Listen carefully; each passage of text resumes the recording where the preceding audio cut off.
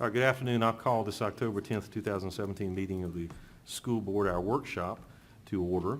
Ms. Wilson, if you'll let the minutes reflect that all members of the school board are present along with Dr. Jones. And we're also joined this afternoon by our student liaison, Ms. Lily Brindley. And I have offered to Ms. Brindley, and she has accepted the opportunity to introduce herself to us. Hi, I'm Lily Brindley, and I'm the school board liaison, and I'm super excited to be here.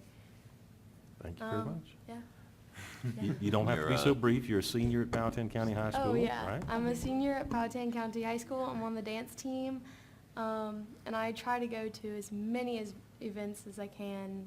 And I'm also a leader of the Leftovers Club, along with Secretary of Skills USA. And, yeah. Very nice job. We are delighted as a board to have you with us now, and we look forward to your participation. And we would challenge you to actively discuss with us and bring forward to the board comments and the things that are important to the students there at the high school. Will do. Okay? All right. Thank you very much. All right. So that takes us to the agenda for the evening. Are there any changes necessary to the agenda from any members? The draft agenda. All right. Seeing none, is there a motion to approve the draft agenda as presented? So moved. We have a motion. Is there a second? Second. And we have a second. All in favor? Aye. That's 5-0, no opposed. Takes us to our first public comment period of the evening. This is an opportunity for individuals or groups that wish to speak to the school board to come forward and be heard. There's a time limit of 3 minutes per individual or 5 minutes per group with a 30-minute total time limit. We would ask that the speakers identify themselves and provide their name, their name and address, so we can keep a record of that.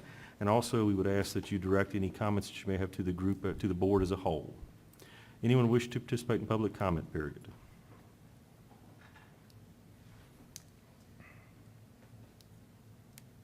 Public comment period is open. All right, seeing no movement, I'll bring the public comment period to a close. And on the agenda, that takes us to the superintendent's report. Dr. Jones? Yes, thank you, Mr. Chairman. This first item is an item that was requested by the school board to have some discussion about budget goals for our next year budget, the fiscal year 19 budget. We've included some information just to get the conversation started. We have not completed our annual salary study for all of the classification of employees, but we have done our teachers, which are, of course, our largest group of employees, and we also did bus drivers because of our past discussions about bus driver compensation and that type of thing. So those documents are attached. You can see that as one of the only school districts in the region that did not give raises last year, we did fall behind in those areas, so we're happy to answer any questions about that or if there's discussion about those. And then we also did a comparison because another issue that's come up is health insurance costs. So I'm going to ask Mr. Johns if he'll come up and just go over this handout because it's got a bunch of information on it. We tried to calculate some information about bringing our employer contribution levels similar to what the county would be and what that would cost us. Mr. Johns? Yes, sir. Good evening.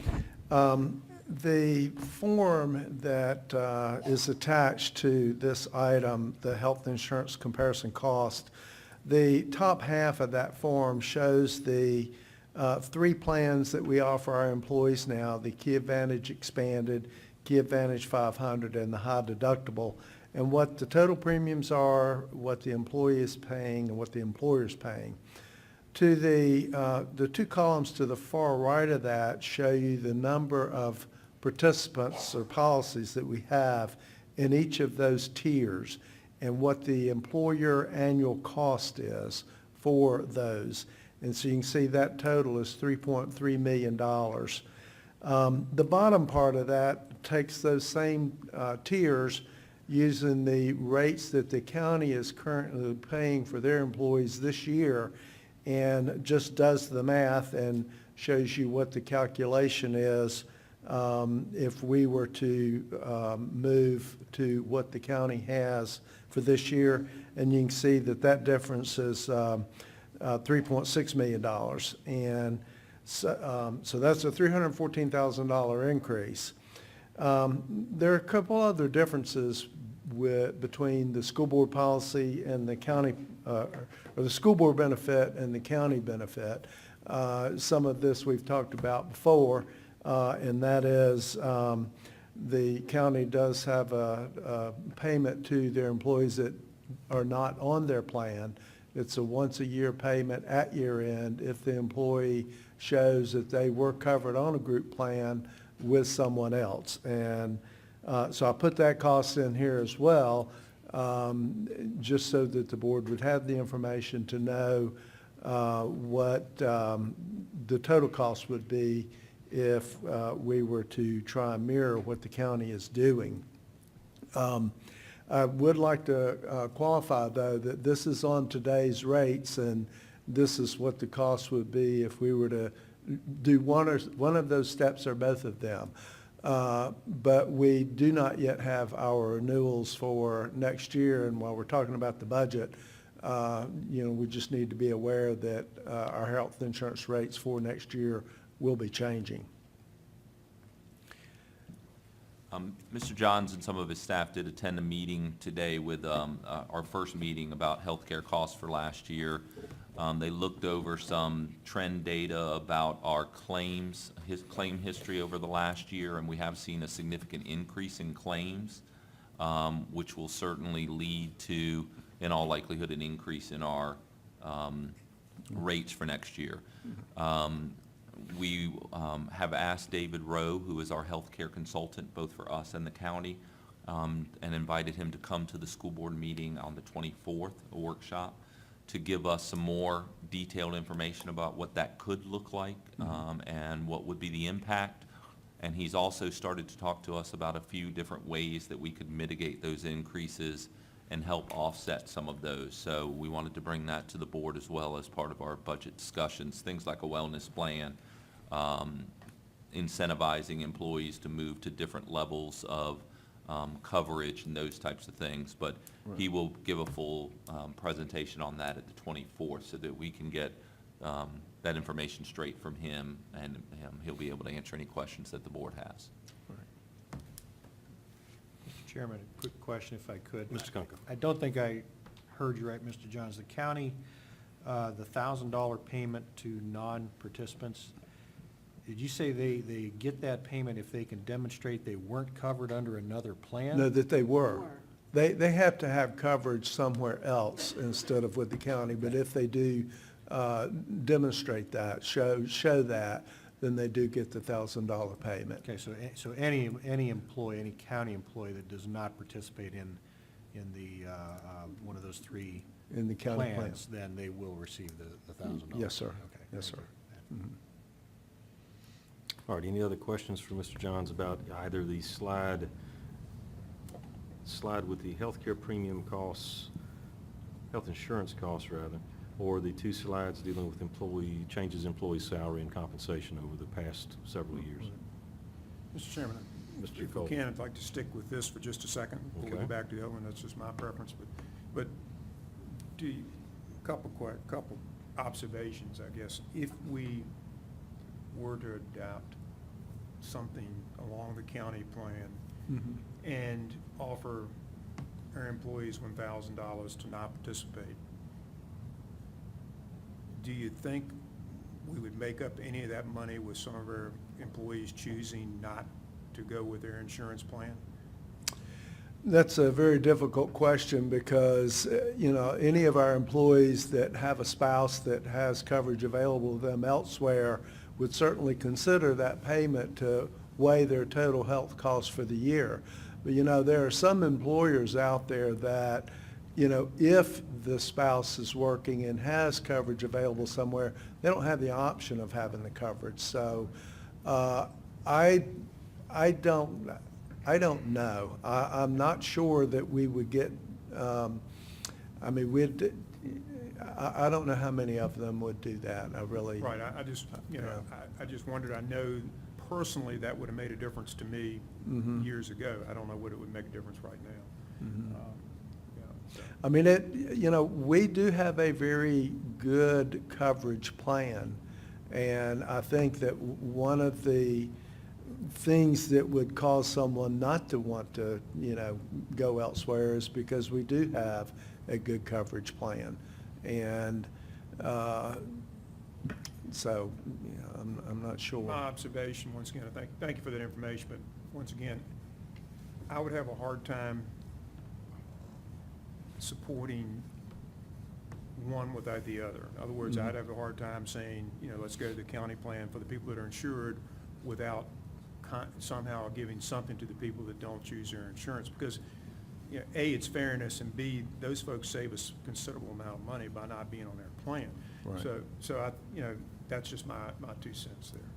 Mr. Johns, it may be worthwhile to pose that question to Mr. Rowe ahead of time. He may have some experience from working in other districts that offer this type of benefit to see if there is a payoff in terms of reduced participation in the plan. Okay. I can also check with the county to see how long they've had that benefit in place, and maybe they, have some before and after data. I don't know, but I'll ask them as well to see. So, Mr. Johns, if I could, we are also now publicly discussing this option, so you would also have the opportunity of polling your employees and getting a response, seeing how many might be interested in doing that, and if so, that would give you a little bit more solid number to work with. Mhm. I mean, there's nothing more reliable than asking the employees, would this make a difference to Right. you? Right.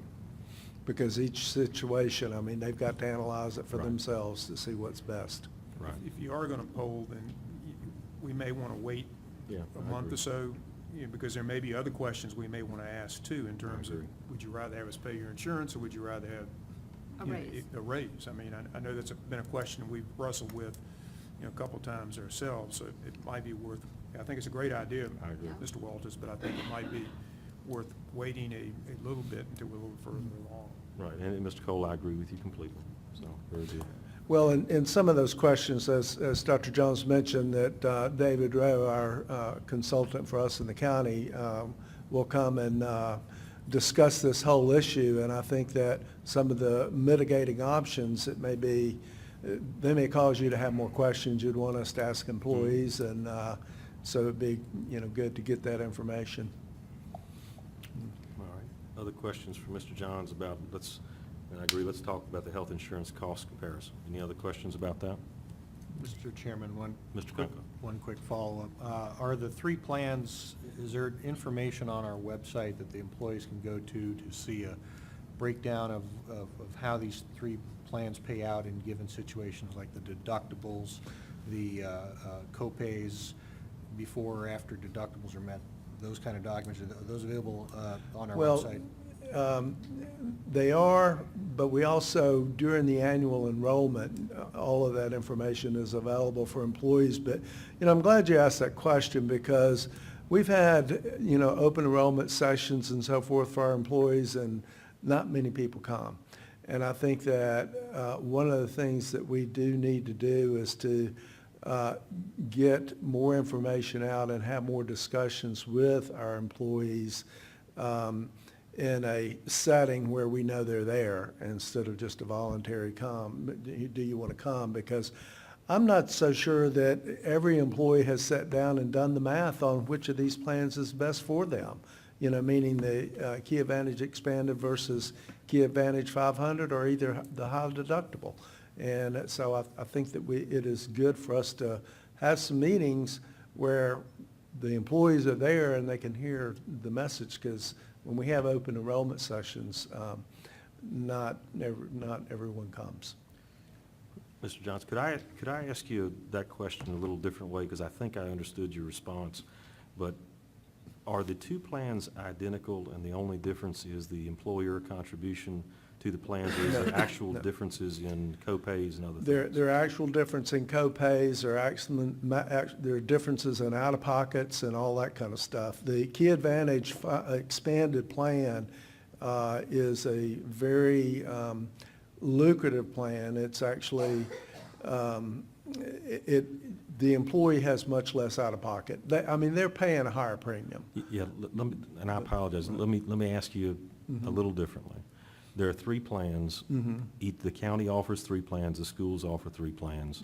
are the 3 plans the county offers equivalent to their counterparts on the school side? In Absolutely, other yes, sir. words- The Okay. policy is identical, and the Okay. only difference, yes, is how much we pay versus what the county pays. Right, so As all far as we're- coverage, the same policy. I apologize, I didn't mean Yes, to sir. interrupt you. I was just going to say, so the only difference we're really talking about is what is the employer contribution paid by either the county or the schools?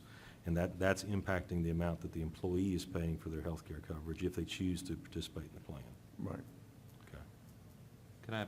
Yes, sir. One Dr. other Jones. piece of information just to point out, and I think we've mentioned this a couple times, but I think this chart shows that if you look at the county rates, notice that the employer, monthly employer at the county, down at the bottom of that sheet, is the same for the Key Advantage Expanded and the Key Advantage 500.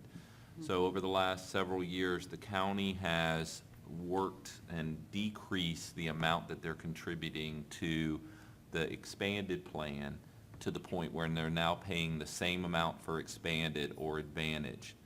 The impact is that the county employees who choose to go to the expanded are paying higher premiums than they would if they were doing it for us. So you can see for us, we pay more for the Key Advantage expanded than we do for the 500 to offset the difference between the 2 plans. What that shows us, or the net effect could be, the county has fewer percentage of its employees that are on expanded. More of their employees are on 500, where for us, and you can see the number of participants, we actually have more on the expanded than we do on the 500. And we can get that percentage for you, but I think if I remember correctly, it was like 35% of the county employees are on the expanded. Most of them are either high deductible or the 500. Right, it is much lower. We have actually a little more than 50% on expanded for us versus 500. Wait, aren't Ms. we the Emel. same? Maybe I'm looking in the wrong column. But it looks like we have the same number of participants in each of them. No, that's, the number of participants is our employees. And the top part just shows you our cost under our rates. The bottom are our employees using county rates. We just calculated if our rates were the same as the county with our number of employees, what the difference would be. Oh, okay, okay. Yeah, yeah. Yeah, okay. I looked at that twice too. All right. I agree. Once we get more information, I think a survey to the employees is a great idea. All right, other questions for Mr. Johns or Dr. Jones regarding this particular slide?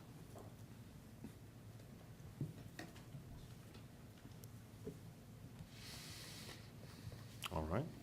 Thank you, Mr. Johns. All right. I wasn't planning on going through the teacher and driver slide. They're slides that we've looked at before, but we can certainly go through them, or at this point, if the board has other items they want to share or discuss, that's really, this item is for the board's Okay. discussion. Could we ask you a few questions about that? I have. Sure. I have a couple, and Yep. the other board members may as well. And I'd open that up if any of the board members would like to start, if they have questions about either of the 2 slides dealing with compensation. Just a comment. Mr. Combs. It is apparent by looking at this, how much ground we lost in one year of not giving raises. We dropped, a lot of times, 2 steps. I'm seeing at least 1 step in most salary scales, and 2 steps in a lot of them. So I'm just, I expected some degree of this. I didn't expect quite this much loss. We Actually- now have to make up. Yeah, we actually Mr. dropped Cole. 5 for year 16 or 17 down there, so it's pretty significant. And if you look over 2 years, basically, we lost ground, everybody lost ground over 2 years. I mean, the people that didn't lose ground in 2016, 17 lost ground this year. The people that didn't lose ground this year lost ground last year. I So- think the 5, it might be a misprint. If you look at the years prior, that step was always at an 8, and then the 2016, 2017, it dropped to a 5. I don't know that that's possible. I'm thinking that 5 might be a typo, but if Could it's be. still, if it's an 8, we still lost two Yeah. steps on that. That's for year 16, teacher scale. We gave a concentrated Yeah, it's raise Mhm. to. it's been an 8 all the way across. agreed, and at some point, it would be good to get the data with, this is an excellent summary document. Mhm. It would be good to get a little bit more data about what that really looks like, how much the difference is between the compensation levels for the various systems. I Right. know it's impossible to present it meaningfully otherwise, but Right, and we're working to bring to the board our full salary study, which has all that information at the first November that board would be meeting. helpful, yes, sir. All right, other questions or comments about either of the two slides dealing with compensation? A lot of highlighted numbers. Too many. Mhm. Well, I- And, well, just, I'm Go sorry, Ms. Ayers. what Mr. Kunka said too, and we've talked about this many times before, is that when you use the word make up, a lot of ground to make up, it's virtually impossible to do that unless you do it every year gradually. When you lose steps like this, it is gonna cost a ton of money to even begin to fix the problem. And so, I mean, we talked about that last year, knowing, I mean, I agree with you that I didn't think that it would look this bad on paper, but it's bad. And that doesn't even, I don't think, take into consideration that a lot of them actually got paid less than this because of their insurance that increased, so. Increasing premiums, yeah. It's not good. It looks bad, and it is bad. It's consistent, though. It's Mr. Dolan. consistently bad. There you Well, go. it is consistently Uh-huh, bad. I uh-huh. agree. We I mistreated agree. everyone equally. Yeah. Well, I agree. what I'm looking at is, when we target a raise there, and there may be a couple places you target a raise, but you look at it without having the other data, and Joe, you're right, we need the other data, but just looking at that, everybody's 8, 9, and 10, basically, you got a couple of 7s sprinkled in there, but, so everybody's kind of in the same place, so Yeah. in terms of, good news, bad news, everybody's kind of, rankings wise, we're not well. No, we're Right. not. Ms. Emo, I think you had a comment? Well, this goes back to our meeting with Delegate Ware. I'm still confused. You said we didn't give people raises last year. This But- year, this is 17-18 scale. We gave a raise for the 16-17 year, but not for this current year, 17-18. That's that column on the far right. So in the budget we approved in April, which was for this current year, there was no raise. Okay, and that's what I don't, think, this is where I think it's more of a legislature thing, because did they not say that we know some of the counties gave their employees raises? And last year, so we're not going to give you any money this year, or meaning for this present year, because we did it already. This is the part that's very confusing to me. I don't think that was ever publicly stated. I know on a couple conference calls that I had with legislators that that was the sentiment that was shared, but not in those exact words. But yes, there was a feeling that because most of the districts covered the raise that was pulled out of the budget at the last minute during the fiscal year 17 year, that they were able to cover that raise, so we don't need to give money for raises this year because they were able to give them previously out of their local funds and this current state funds that they were getting without raises, yes. It's just, I think that there needs to be more responsibility on the legislature side, of doing this, because all the counties are in the same boat. And, we're trying to get our teachers up where they belong, and yet, you're penalized by, okay, you already did that, so you don't get any. It doesn't make sense. All right. Any other comments for Dr. Jones or questions?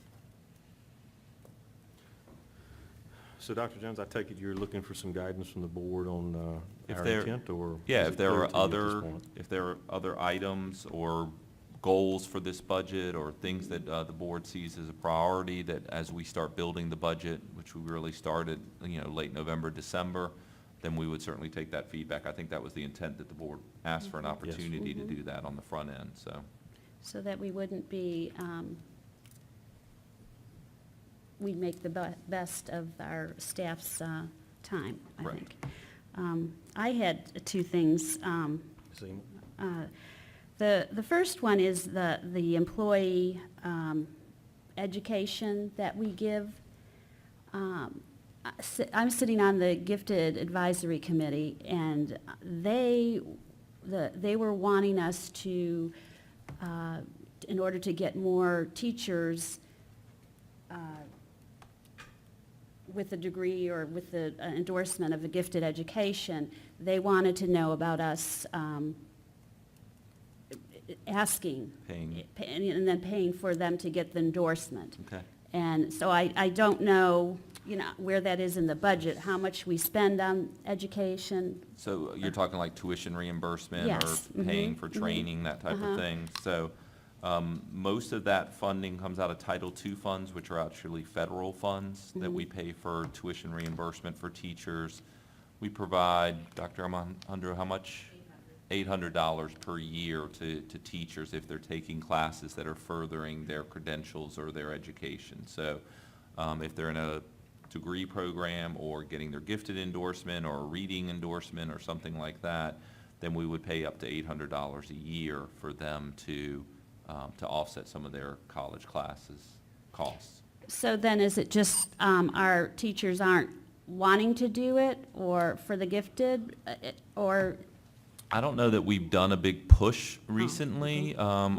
Sometimes when we identify a need, like math specialists or reading specialists in the last 5 or 6 years, we've identified a need and we've kind of found a program and worked with a Longwood or JMU or a local college or university to tailor a program. And then we've invited teachers to apply for that program. So I don't know that we've done that recently in Gifted, so that may be something that we want to take a look at. Okay. All right, so, but it's $800 per teacher? Correct. Okay, and so whoever first come, first serve kind of thing, or how does that work? Pretty much. We've been able to accommodate almost all the teachers that have applied for those funds in previous years. Now, I will say that there's a lot of uncertainty at the federal level in terms of education dollars and where that money's going to go and how it's going to be allocated between the different Title I, Title II, Title III, and now there's Title IV. There's that little uncertainty there, but that's primarily where we have where those funds have come from. They haven't been state or local dollars. Okay. All right, thank you. And then my other area was another SRO for next year. How many do we have currently? We currently have 3. We have the sergeant, Tim Wright, and then we have the officer at the high school who covers Flat Rock.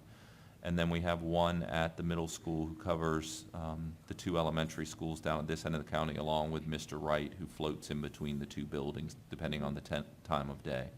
So we have 3 full-time SROs for 5 schools.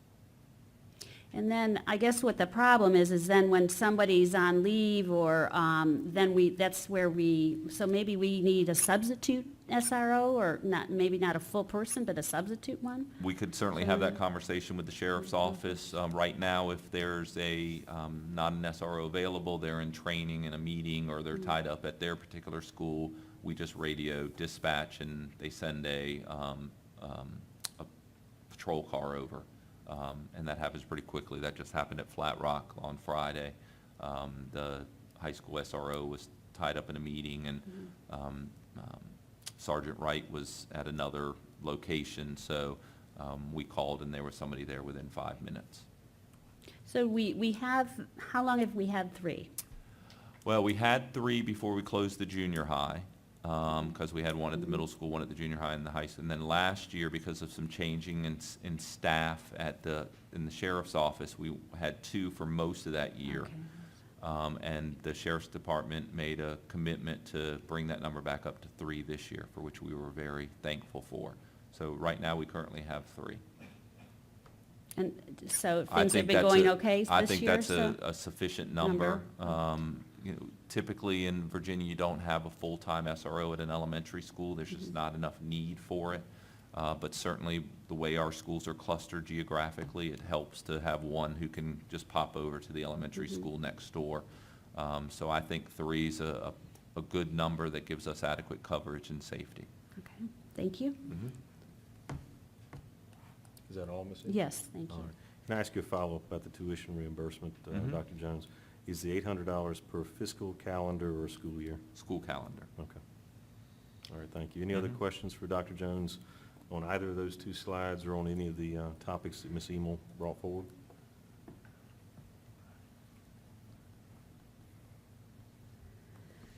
All right, so Dr. Jones, does that give you enough to work with for you to move forward with some of your budget preparations? Sure. I take it from, there's consensus that compensation for employees should be our first priority. I was going to say, yes, I think Okay. so. We will certainly work towards that. We have, just so the board's aware, this is a new biennium, so we'll be getting a new composite index, which could be good news or bad news, or it could stay the same. If our index goes up, that means we'll get less money from the state, and that's all based on tax revenue and the fiscal health of the locality of our county.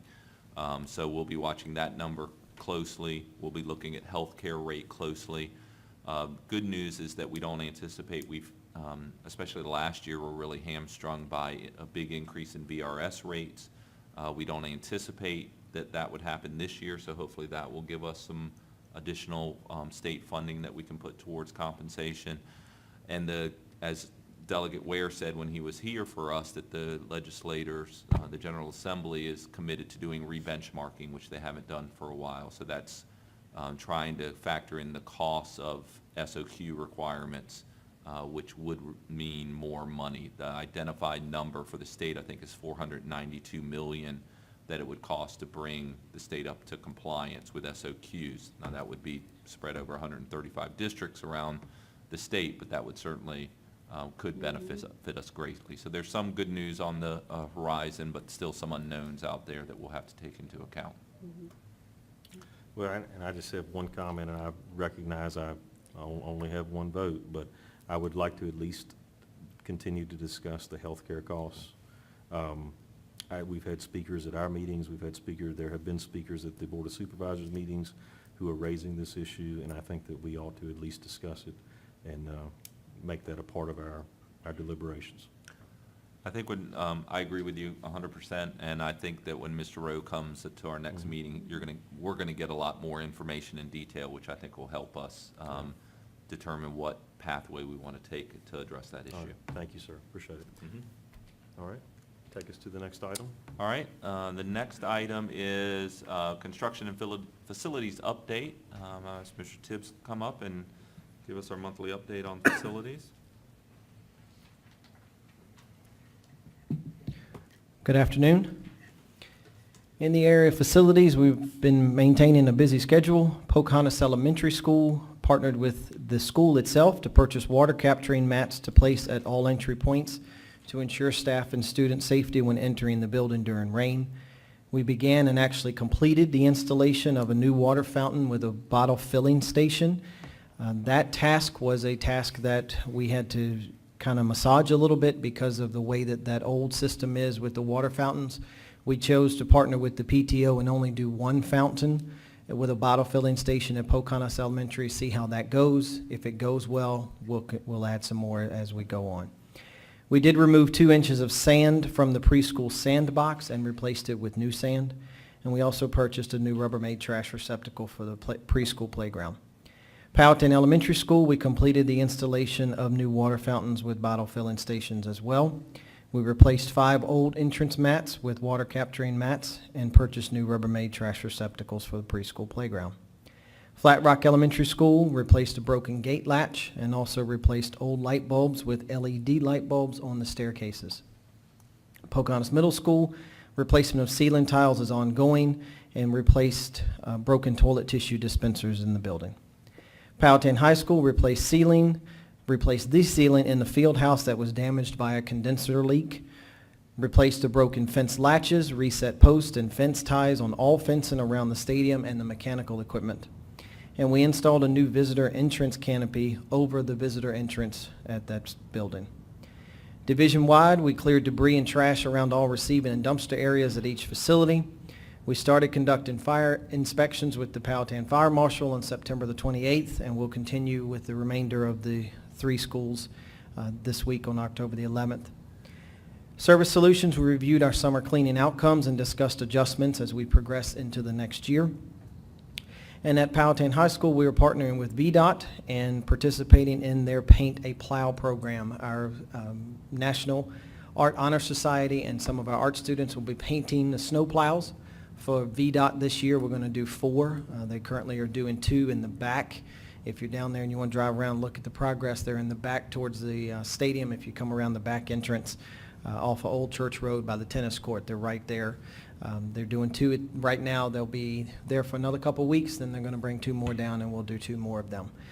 That's a program that has been going on throughout the state of Virginia. Some of our neighboring counties have participated in this in years past, and we chose to partner with VDOT and do that again this year. So we'll bring you some pictures of those as we complete them. For the construction projects, the middle school is progressing well. In Area A, the interior work, the mechanical, electrical, and plumbing rough-in attachments to the ceiling frame was completed. The mezzanine electrical and control connections to the air handling units has started and is 80% complete. Area B, the brick veneer continues. In the interior, the HVAC insulation was completed. The hard ceiling framing is now 90% complete. Wire pulling for lights and power has continued and is 80% complete. The mechanical, electrical, and plumbing connections to the ceiling framing was completed. Power and control connections to the variable air valves has started and is not 70% complete. And the mezzanine electrical control and connections to air handling units has started and is 80% complete. In Area C, the second floor closure masonry was completed. Roof edge blocking has started and roof drains were set at 100% completion. The interior work on the first floor, the interior masonry partitions was completed. The corridor duct mains was completed. The overhead electrical rough-in has continued, and the HVAC pipe mains has continued. For the interior work on Area C, the second floor, the interior masonry partitions continues. Roof drain piping has started. Corridor duct mains has started. Overhead electrical rough-in has started, and duct branch lines continues. In Area D, the masonry shear walls continue. And on the interior for the first floor in Area D, masonry partitions are continuing. Corridor duct mains have started. Roof drain piping was started and completed.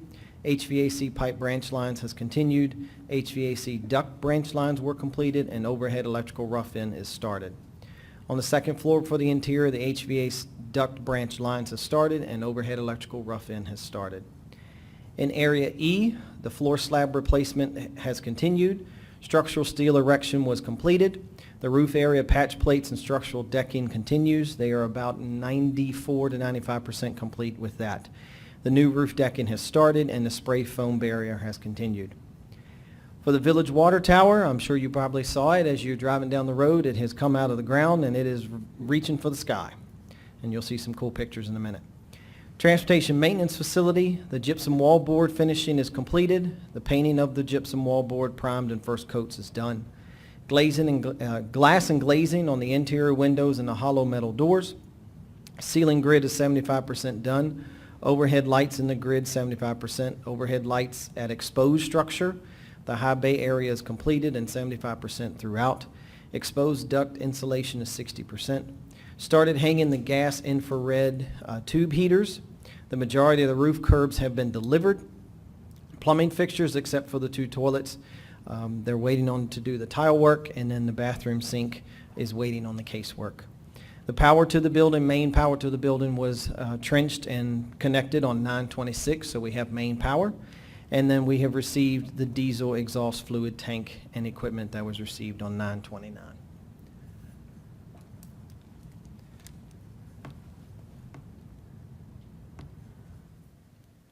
And so this first slide is the same slide that we've had the past couple of months, and we hope to do some aerial shots here in the next several weeks and update that. Am I on? Yep, I'm on.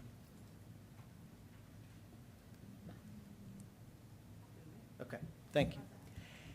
This is a transportation maintenance facility. The left side, they have started to do some of the site work. In the front, the curbs will be poured hopefully this week. They're going to start forming them up if the weather is permitting over the next couple of days.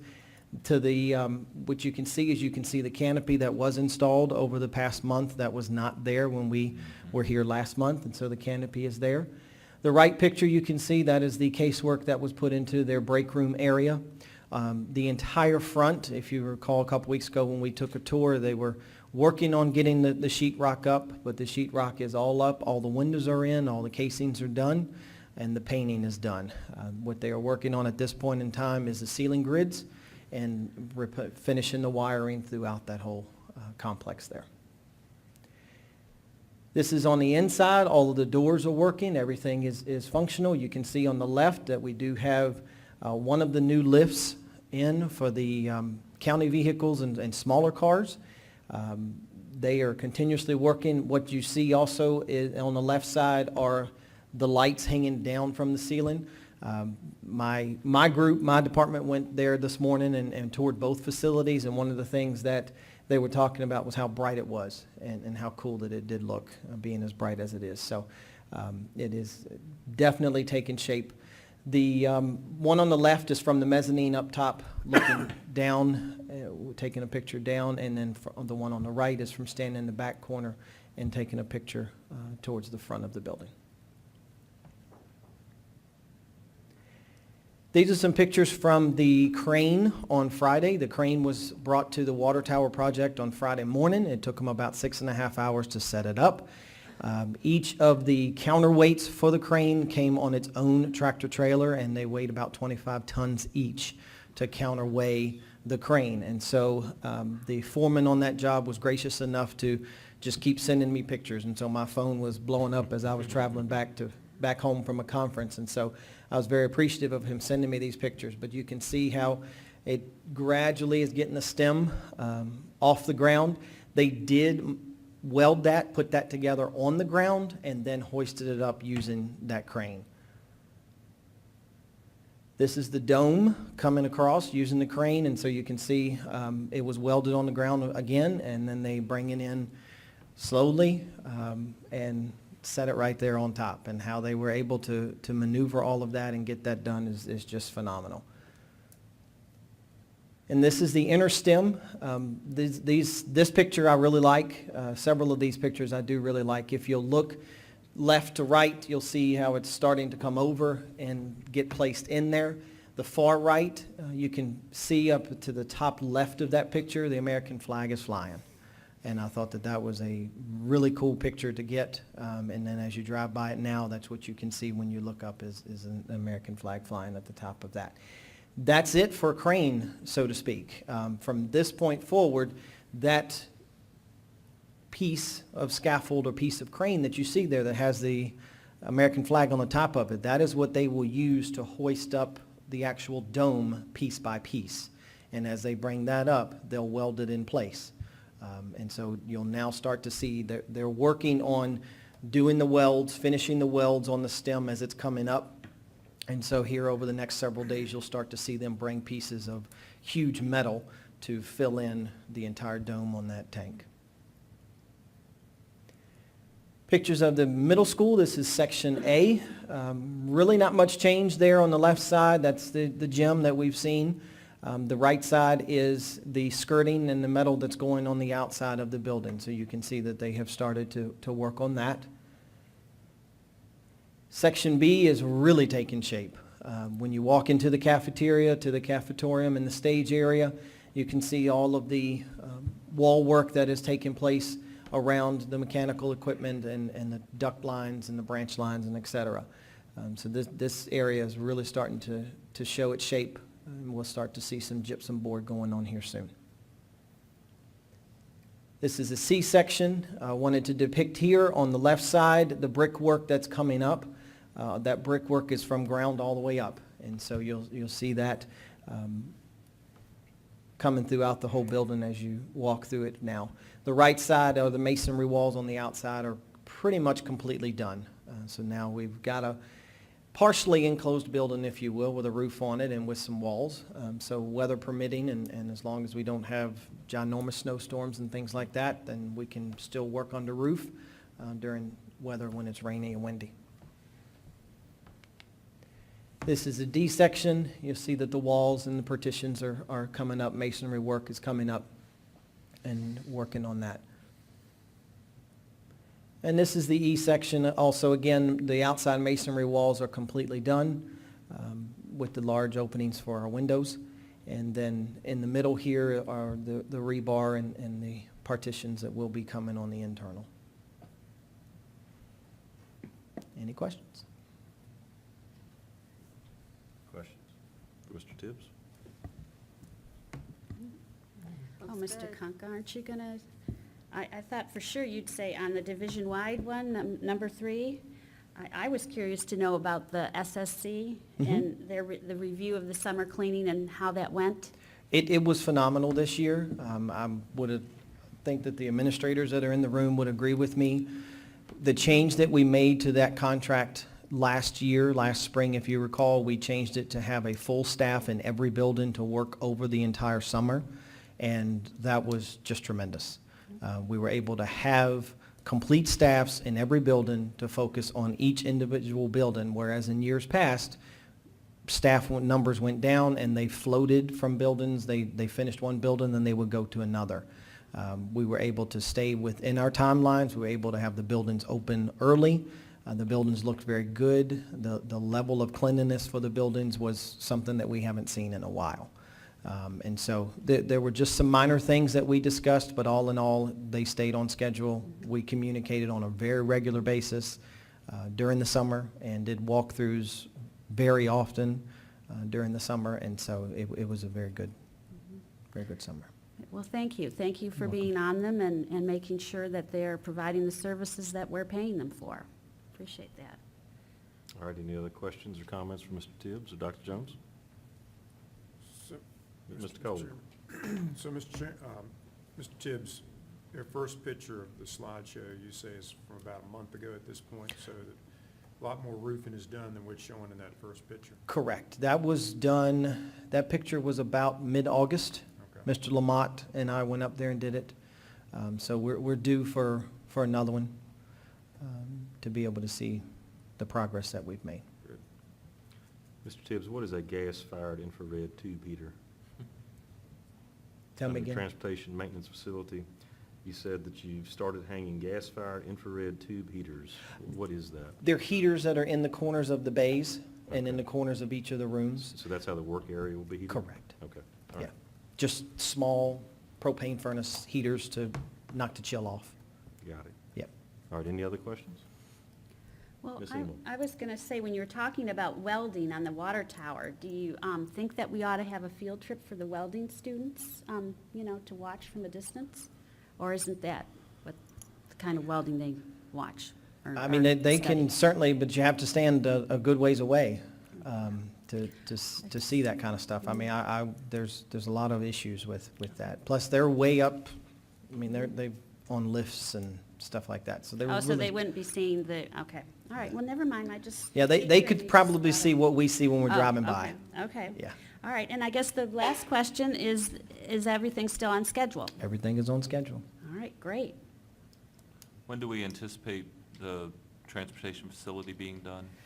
We are crossing our fingers that October the 28th weekend will be move-in weekend. Crossing our fingers.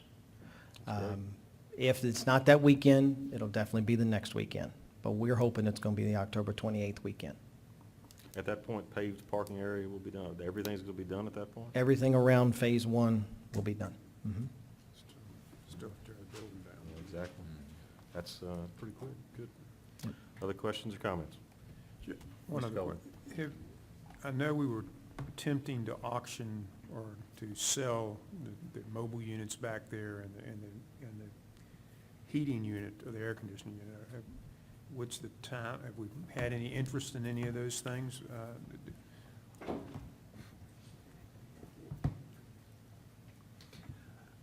We have had some interest in the two trailers, but what we're doing is we're putting those three items up on our website, and we had some discussions just today about when those bids would be due and when the time requirement would be for the winning bidder to remove them. And so what we're looking at is that we can have a closed bid date, say the week before that weekend of the 28th, with a requirement to move sometime during the first week in November. That gives the winning person or people a couple of weeks' notice to be prepared to move those. So that's where we are. Thank you. All right, thank you, Mr. Cole. Any other questions? All right, thank you, Mr. Tibbs. Thank you, Mr. Tibbs. All right, next item is, this is a memorandum of understanding through our Autism Education Consortium that all Region 1 schools, the 15 school districts in Region 1, participate in Autism Education Consortium. And this is a new program that we've been working on for the last year or so, where we have identified demonstration sites in our schools currently around the region. So right now, Hanover, Henrico, Chesterfield, and Colonial Heights are the 4 places where there will be classrooms set aside for students that need more support than can be provided in the classrooms across the division. So essentially what we're creating is a private facility within our public schools. There is state funding for this. The region has never taken advantage of this before. There are some in the Tidewater area that have, there are some in the valley that have, and some up north in Northern Virginia that have. Region 1's never done this. So we've identified some classrooms that would be in our existing buildings in the other counties that we would then be able to send Powhatan students to that need additional support, a different environment, additional one-to-one attention that would be needed for their success. So the program is set up to allow that. The net benefit for us is that we would not, hopefully, that this would be a precursor to sending students to private facilities like Faison School and others that can cost up to $80,000, $90,000 a year per student. So this would be set up as an intermediary step if we've done everything we can to support a student within our schools and they still are not being successful. It may be a temporary placement. It could be a long-term placement in one of these other buildings across the region. We would still transport them, but we're doing that currently for the private day facilities. So that's what this MOU is set up for. We have reviewed it. Our attorneys have reviewed it. As you know, Reed Smith represents several of the Region 1 school districts, so they've reviewed it. We've been working closely with the DOE as a region to create this MOU. We still have to apply to the DOE to get funding, but Dr. Prince's office is working on that. But it is an exciting opportunity for our students and another avenue for students to experience success that may not in a traditional classroom. I'm happy to answer questions, and Dr. Prince can probably answer more questions than I can if you have specific questions on this program. Questions for Dr. Jones? Ms. Emel? Okay, so it started in 2008? No, the we're doing this under the guise of the Autism Education Consortium, which started in 2008. And that consortium primarily provided professional development for our teachers and the region's teachers, a training center. They also have staff that come out and work with our students and that type of thing. So the MOU is with them to help administer this program at these sites around the okay. region. Okay. I was just thinking it was taking an awful long time. No, but- no, no. And This maybe is it's because you were the Region 1, what are you? a Region 1 chair. Chair, that Yes. things are happening now. No, Just- this was actually, this has only been in the, probably the last 8 months to a year that we've really been working on this particular aspect of the program. I think we discussed that a little bit in the Special Ed Advisory Committee, Yes. that if something was coming. So then, are we going to need to be on the board? Yep, so there will be a board, it will be another commitment. They've talked about having, as we're doing with a lot of our regional boards, going to less meetings, not meeting every month. And we don't see that there will be a need to meet every month for this particular board. But yes, that will be something that we would have to commit to. Any other questions for Dr. Jones? Yes, sir, Mr. Mr. Chairman. Explain the tuition reimbursement. Does that mean that if we send someone to Colonial Heights, for instance, then the state is going to help offset some of that cost? Is that what that means? That's correct. Yep. So right now, we would get ADM for that student, and we would send that ADM to Colonial Heights for the amount of time that the student is there. But then the state is also sending money to Colonial Heights, or to the consortium as a whole. We would bill the state, and they would offset any additional costs that Colonial Heights or Chesterfield Henrico have as a demonstration site. So then we're potentially then saving the cost of sending someone out, Correct. and at the same time, possibly providing them with a more appropriate environment for dealing with the disability that they're dealing with. That is our hope. And the staff at the consortium, the goal is for every student, of course, to get them back to their home school in their least restrictive environment. So when a student goes to a demonstration site, say at Colonial Heights or in Chesterfield, there would be staff that would be working with that student. And when that student was ready to transition back, the staff would come and spend time with our teachers talking about what strategies worked, what are the triggers for that student. So it really is a partnership to really transition students back and forth. And something, quite frankly, as you know, we've never had with the private facilities. They just say the student's ready to come back, and Good luck. yeah, exactly. Well, I commend the regional group for doing this, because it's a way to leverage resources and expertise that we have probably not done at this level prior to this. So I think it's a great start, and I'm hoping for good things from it. Thank you. I do have a Ms. question Ayers? also. Who, it says the board will appoint a director. Is that hiring a director like we do at Maggie Walker? Or does it come from I don't understand. It will likely be one of the special ed directors from the region. So right now, the special ed director in Chesterfield has kind of taken the lead on doing a lot of the MOU work and kind of building the program. So there's a likelihood that that person would serve as director of the program, but it wouldn't be hiring additional staff. Okay. And would they stay employed by Chesterfield Right. County? So they Right. would just serve in that capacity? They would just oversee the logistics of billing the state and working on the paperwork going back and forth between the counties Okay. through their office. Really, each site would be self-contained, and ACE with VCU would work with each site and help monitor that. Okay, all right, thank you. Other questions?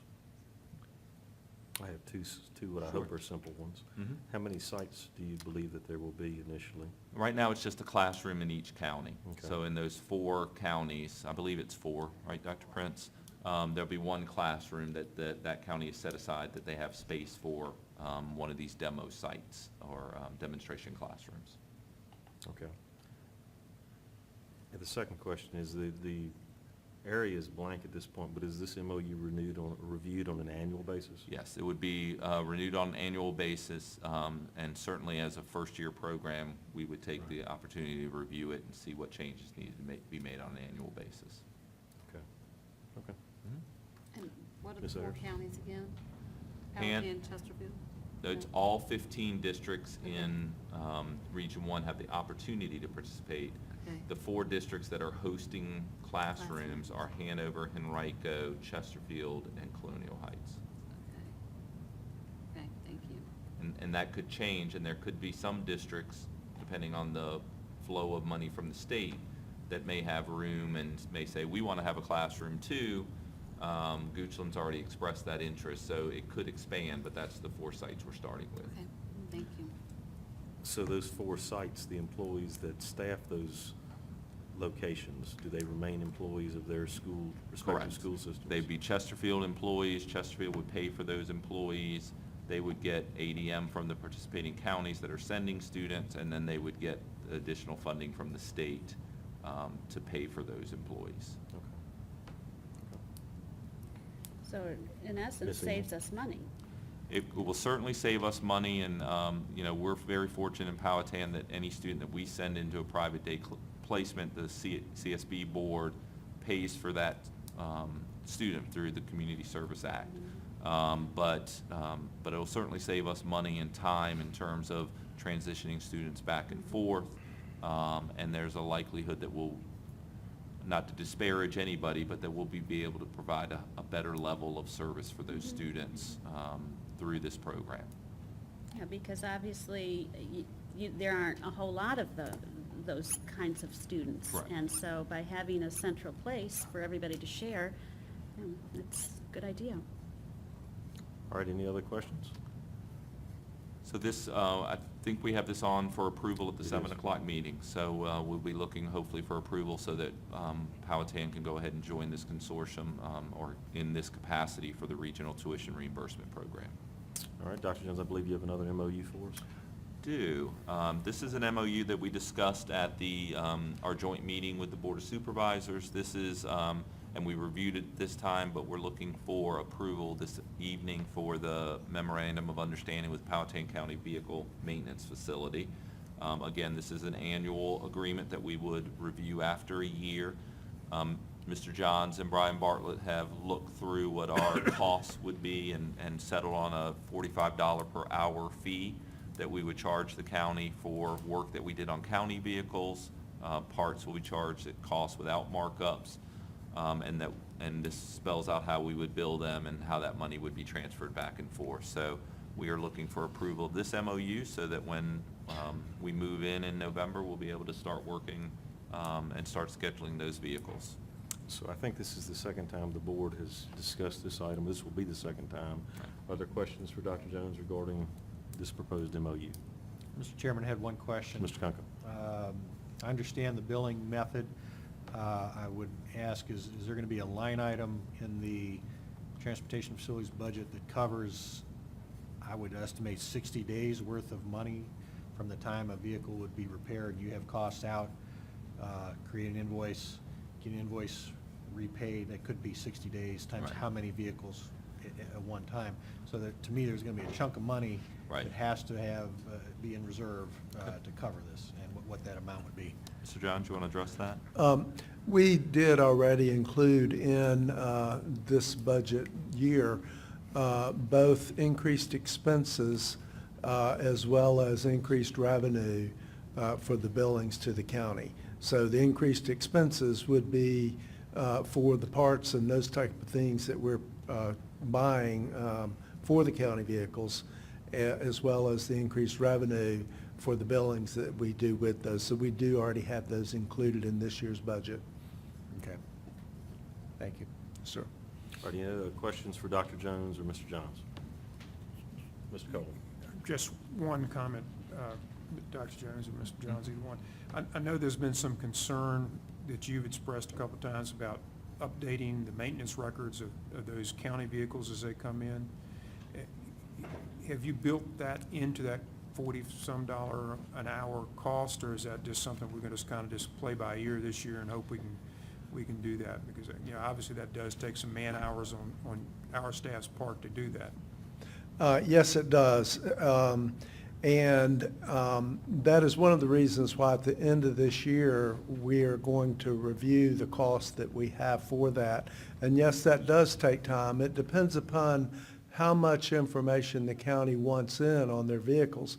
If they want us just to put the basic information in and start going forward in order to just schedule routine maintenance and that kind of stuff, then we're okay with this $45 per hour.